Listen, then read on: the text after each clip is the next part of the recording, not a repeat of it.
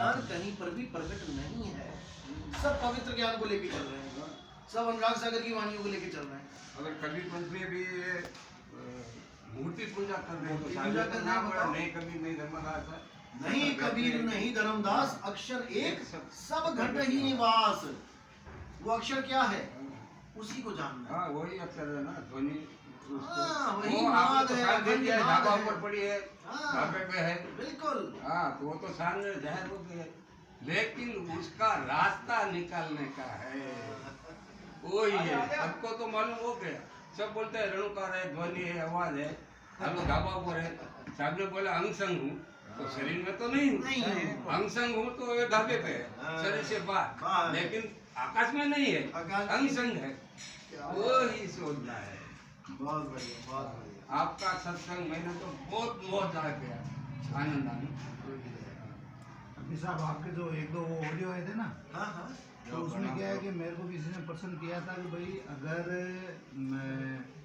मतलब जैसे कि ये जो मुद्दा हुआ इसके अंदर वैराग साहब ने नितिन साहब के बारे में ऐसा ऐसा बोला है, और हमें नहीं लगता है कि भाई वैराग साहब के पास में 60 शब्द है और नितिन साहब के साथ पास में भी 60 शब्द है। अच्छा, तो मैंने उनकी बात को सुन के फिर मैंने उनको बोला, मैंने कहा ऐसा है जी, कबीर साहब जी के पढ़ने में आता है कि भाई 64 लाख शिष्य थे। जब 64 लाख शिष्यों ने कबीर साहब से जो प्रथम नाम दीक्षा ली थी, और लिखा ये भी है कि भाई उसमें से 2 ही पार हुए। अर्जुन सब। हाँ, जब कबीर साहब ने उनके सर के ऊपर हाथ दिया, और वो तो सब रूपी थे कबीर साहब, तो वो तो अखंड है, उनको तो कोई तोड़ ही नहीं सकता।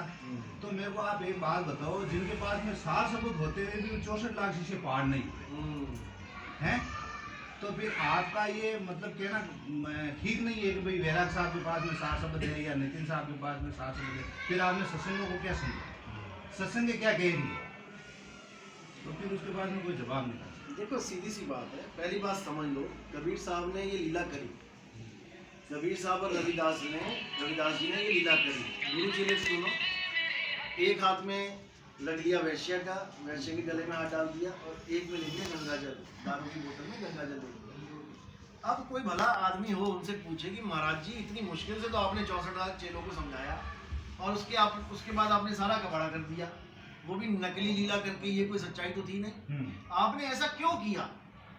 भाई 64 लाख पार हो जाते, आपने उनके पार होने में बाधा उत्पन्न कर दी, आपने संशय में डाल दिया उनको। तो कबीर साहब ने यही बोला था, भाई यही तो मैंने देखना था कि शब्द गुरु के लड़ कौन लगा और देही गुरु के लड़ कौन लगा है। मेरे साथ देह तो कौन जोड़ा है, क्योंकि जब तक तुम देही गुरु के लड़ लगे हो, तुम पार नहीं हो सकते। जो शब्द गुरु के लड़ लग गया, अरे उसका गुरु कुछ भी कर रहा है, वो उसकी करनी है, जाने दो यार, तुम देखो कि तुमने क्या करना है। इसलिए साहिब ने बोला, एक डाल 2 पंछी बैठे, एक गुरु एक चेला, और गुरु की करनी गुरु भरेगा, चेले की करनी चेला। समझ रहे हो बात को? आज अगर आप ज्ञान लेते हो और आपको कल को पता लग जाए गुरु वैराग साहिब और नितिन दास में झगड़ा हो गया और ऐसे खत्म हो गया कहानी, अब आप क्या करोगे? आप क्या करोगे? जो आपको ज्ञान मिला है आप उसको गुरु मानो, सबके साथ खत्म करो। भाई ज्ञान सुन के वैसे ही देह से तो बाहर हो जाता है, कहीं चक्कर में नहीं पड़ना, वो गुरु और चेले का मुद्दा है, वो संभालेंगे। तुम क्या यहाँ पे जज लगे हो? जो तुम्हारे ये दिमाग में तुम जमा घटाव कर रहे हो, वैराग साहिब पूरा होगा कि नितिन साहब पूरा होगा, ये सही है या वो? अरे तुम क्या जज लगे हो? तुमने क्या स्टेटमेंट लिखनी है? तुम यहाँ मुक्ति प्राप्त करने के लिए आए हो। अगर वैराग साहिब से ज्ञान मिलता है, वैराग साहिब से लो, नितिन से मिलता है, नितिन से लो, अगर दोनों का ज्ञान झूठा है तो किसी और से लो। तुम केवल यहाँ पर ज्ञान लेने आए हो, मुक्त होने आए हो। तुमसे यहाँ पे साइन नहीं करवाए जाएंगे कि दो गुरु चेला में दोनों सही कौन है झूठा कौन है। इसीलिए कबीर साहब ने निवेड़ा कर दिया, चौथी गद्दी होई अवतारा, और ताका चरित्र विदित संसारा, हम ही उनके सिर बैठ आई, और वासे पार कोई नहीं। जो बात मैं करता हूँ सत्संग में, आपको एक भी देही गुरु नहीं बोलेगा ये बात, क्योंकि वो आपको पैरों के नीचे झुकाने के लिए आए हैं इस दुनिया में, और मैं इस दुनिया में आपको गुरु बनाने के लिए आया हूँ। बस आप इतना समझ लो। चौथी गद्दी का मतलब यही था। पहली गद्दी है आचार्य गद्दी, जो यहाँ पर आचार्य बनने के लिए तड़प रहे हैं, हम गुरु बन जाए, हम गुरु। वोटिंग होती है, झगड़े होते हैं, लाठी डंडे चलते हैं आश्रमों में, अरे मर्डर हो जाते हैं। मर्डर हो जाते हैं। तुम्हें क्या पता कि वो गुरु कैसे गुरु बैठा है, बना बैठा है? क्या तुमने किसी गुरु के पास जाके पूछा गुरुजी आपको गद्दी कैसे मिली? आपसे पहले गुरु कौन थे? आप दोनों के बीच में कोई गुरु था क्या? अगर मैं चिट्ठियां खोलने लग जाऊं ना तो भागने को रास्ता नहीं मिलेगा किसी को भी, क्योंकि 10 साल से मैं यही कुछ देख रहा हूं। लेकिन मैं फिर भी इस चीज को मुद्दा नहीं बनाता, क्योंकि हमारा मुद्दा ये है ही नहीं। सही बात। हमारा खुद मुद्दा को ये- देखना है बस। हम ये देखने गए ही नहीं थे आश्रम में कि आश्रम वाले क्या कर रहे हैं, वो क्या कर रहा है, कैसे गद्दी मिली है, वोटिंग से मिली है, लाठी डंडों से मिली है, बंदूक से हमने क्या लेना, या फिर पैसे से मिली, पैसे कैसे से मिली है? हमने तो केवल ज्ञान को समझा कि कबीर साहब का ज्ञान है, सही ज्ञान है, भैया जाके ले ले, तेरे काम की चीज है। कहते हैं हीरा अगर विष्ठा में भी पड़ा हो, लैट्रिन में भी पड़ा हो, उसकी कीमत नहीं होती, उठा ले, साफ कर ले, बेच ले, उतना ही पैसा मिलेगा जितना बाहर पड़ा हुआ है। पर वो समझे तो न, हर चीज को समझना अनिवार्य है। यही समझाने के लिए मैं आ रहा हूँ कि आप इस मुद्दे को मुद्दा रहने दो, आप इसमें इन्वॉल्व मत हो। आपको यहाँ पार्टीबाजी करने नहीं आए कि इधर ज्यादा हो जाएंगे उधर कम हो जाएंगे। साहिब कहता है जो इस चक्कर में पड़ गया बेटा तू वापस वो गया। पर्सन करते हैं एंटी वाले, करने दो। ठीक मैं है। कह रहा हूँ खुला भंडारा है, यहाँ पर गुरु बदलने में कितनी देर लगती है? मैं आज कह देता हूँ भैया मैंने गुरु बदल लिया, आप बताओ क्या करोगे? पिछला गुरु कह रहा है ये गुरुद्रोही है, अगला गुरु कह रहा है चल बेटा मैं तुझे पार करूंगा। बताओ दोनों गुरु में से सही कौन है? फिर वो कह रहा है तू गुरुद्रोही है, वो कह रहा है तू मेरे पास आ मैं तुझे पार करूंगा, तो दोनों लड़ो आपस में गुरु पहले, जो जीतेगा मेरा वो हाल होगा। पर गुरु तो 5 तत्व का होता ही नहीं। Yes, यही तो मैं समझा रहा हूँ, वो इसी नीच को मैं तत्व समझा वाला रहा गुरु हूँ। है। भाई पिछले गुरु ने आपको कह दिया कि तू नरक में जाएगा, हाँ। तुमने उस गुरु को छोड़ दिया, अगले के पास गया, उसने कहा कि तेरे जैसा तो चेला ही कोई नहीं है, तू तो भैया पार होगा। अब बताओ मेरा क्या होगा?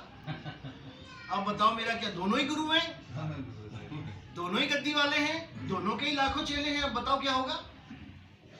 वही होगा जो मंजूरे खुदा होगा। खुदा होगा। किसी ईश्वर गुरु ने करेगा कोई वही। सर्टिफिकेट नहीं दे दिया भैया तुम पार हो जाओ, हमारी छोड़ो, तुम ही पार हो जाओ, वही बहुत है। खुद की टांग लटकी है कब्रों में, अता पता नहीं मेरा क्या होने वाला है, दूसरों की गारंटी दे रहे हैं कि ये पार होगा कि नहीं होगा। बताओ लोगों को खबर ही नहीं है गद्दी किसने बने, गद्दी किसने बने। यही है मुद्दा। बस मुद्दा यही है ना। यहाँ पर गुरु एक मार्गदर्शक है भाई। तुम कल को कह सकते हो कि मैं नितिन दास को छोड़ रहा हूँ तो मैं तुम्हें शराब देता रहूंगा, तुम क्या मारे जाओगे? सवाल नहीं ऐसा कुछ नहीं होता, भूल जाओ। 100 बसें लगी हैं, जिसमें मर्जी बैठ के टिकट कटवाओ और अपना घर को जाओ। कोई कहे नहीं मैं ही तुम्हें सूरत छोड़ के आऊंगा, बाकी कोई नहीं है, इसको भी भूल जाओ। यहाँ ज्ञान गुरु है और अज्ञान चेला है। अज्ञान को ज्ञान में बदल देना है, चेले से गुरु हो जाना, बात खत्म हो गई। मूल ज्ञान के द्वारा तो साहब जीवात्मा बिल्कुल आजाद हो गई। अरे बंधनों कबीर से- साहब कहते कहे हाँ। कबीर निर्भय हो हंसा, तू क्यों भय में पड़ रहा है? बंधनों से मुक्त किसी हो। के गुरु के कहने से तू पार हो जाएगा क्या? या किसी के गुरु के कहने से तू क्या डूब जाएगा? तुम अपनी करनी से पार हो। या तो गुरु स्टैम्प पेपर पे लिख के दे मुझे कि तुम मुझे पार करोगे, तारीख बताओ कौन सी तारीख को पार करोगे, मुझे बताओ। मुझे बताओ कि तुम इस तारीख को लेने आओगे, नहीं लेने आए तुम्हारे पे केस ठोक दूंगा मैं। या तो तुम ज्ञानी बन रहे हो, परमात्मा बन रहे हो, तो बन के दिखाओ। ये बिजली बीच की बातें नहीं चलेंगी, ये दोगली बातें नहीं चलेंगी। या तो इंसान बन के रहो या परमात्मा हो तो साबित करके दिखाओ। बस इतनी सी बात है, किसी से कोई वैर विरोध नहीं। समझ का फेर है और है कुछ नहीं। कबीर साहब ने पाखंडवाद का विरोध किया, ये सत्संग यही देखने को पाखंडवाद मालूम सबसे चला। ज्यादा यही है। तो पाखंडवाद है, पाखंडवाद का देही को गुरु मानना वही धुंधर ज्ञान है। इसी को समझाया जा रहा तो गुरु है। कबीर है साहब ही। ने कहा बिना गुरु के तुम पार नहीं होगे। क्यों कहा? क्योंकि भाई ग्रंथ तो मैंने लिख दिए हैं, ग्रंथ तो मैंने बता दिए, संतों ने लिख दिए हैं, अब उसको समझाए कौन? जैसा गुरु मिल रहा है उस ग्रंथ को वैसा तोड़ मरोड़ के तुम्हें समझा रहा है अपने हिसाब से अपने पेश हिसाब करनी। से। उस्मानी उससे ही बात। सोई गुरु पूरा कहा है, 2 अक्षर का भेद बताए। इस वाणी को कौन संत नहीं बोला बताओ? सब बोलो। लेकिन क्या कर रहे हैं? ओम सोम दे रहे हैं। भाई क्या कर रहे हैं? ओम सोम दे रहे हैं। अब वाणी कह रही है सोई गुरु पूरा कहा है, 2 अक्षर का भेद बताए, 3 तो नहीं बोला ना। अब 3 की बिल्डिंग अपनी लगा देते हैं। इसीलिए साहिब ने बोला बिना गुरु के तुम्हारी गति नहीं होगी, क्योंकि तुम्हें समझ ही नहीं आएगा मैं कह के क्या गया हूं।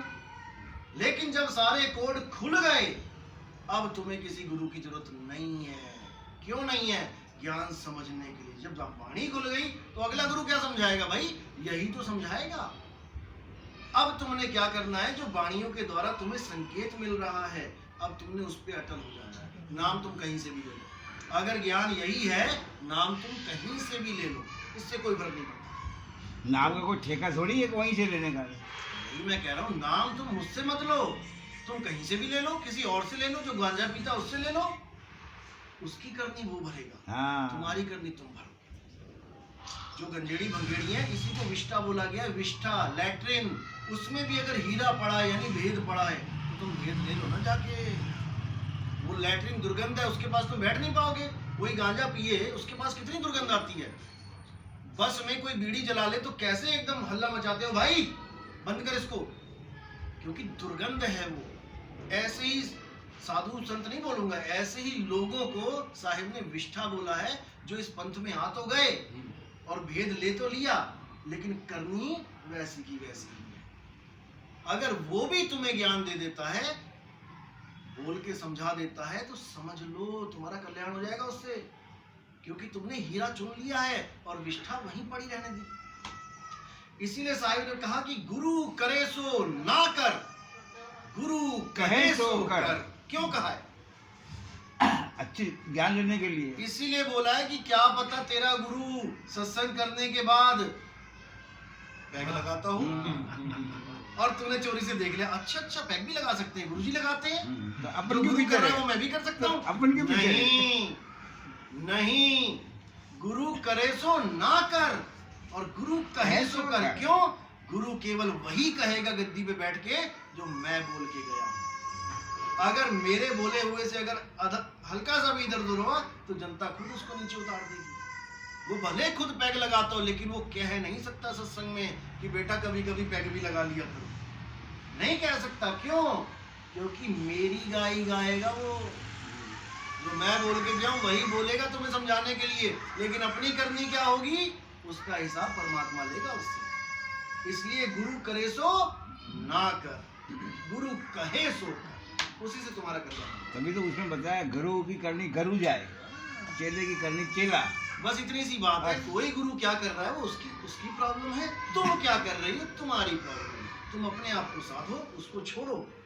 कितने चेलों ने गुरु को जहर दे दे के गद्दी पे बैठ गए, अब वो गद्दी पे बैठा है तो श्रद्धा गद्दी वाले से जुड़ जाती है।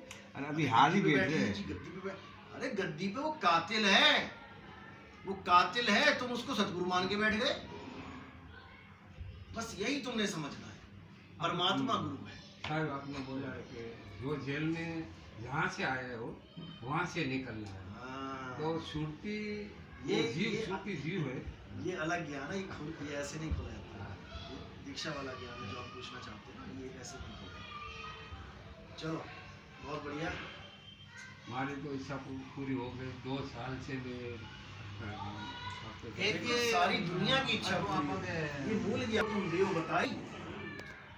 जब तुम्हें लगता है कि हाँ कोई इस लायक है कि उसको मूल ज्ञान दिया जाए, दे देना। लेकिन कई संत कहते हैं कि किसी को आदेश ही नहीं दिया, आदेश तो केवल मुझे दिया है, किसी को आदेश नहीं दिया नाम दीक्षा का। क्यों नहीं दिया भाई? पर तुम्हें शिष्य होवन जो आई ताको पान दियो तुम भाई, किसको आदेश दे रहे हैं? आदेश दिया जा रहा है ताको पान दियो तुम, मैं नहीं दूंगा, तुम दो। जब देखो तुम दृढ़ता ज्ञाना ताको कहो शब्द परवाना। कौन कहेगा? हुक्म चल रहा है ये। और लोग कह रहे हैं कि धर्मदास जी को भी हुक्म नहीं दिया था कि मूल ज्ञान दिया जाए किसी को, और सारा कुछ लिखा समझाया जा रहा है केवल अपने आप को परमात्मा सिद्ध करने के लिए कि मैं ही परमात्मा हूं। बस यही भरना, इससे निकल जाना है। परमात्मा सबके पास है, मुझको कहाँ ढूंढ रहे बंदे, मैं तो तेरे पास। बस इससे ज्यादा कुछ नहीं, बस तुमने वो भेद लेना है और अपना भक्ति शुरू करो। क्या पता तुम गुरुजी से पहले पहुंच जाओ।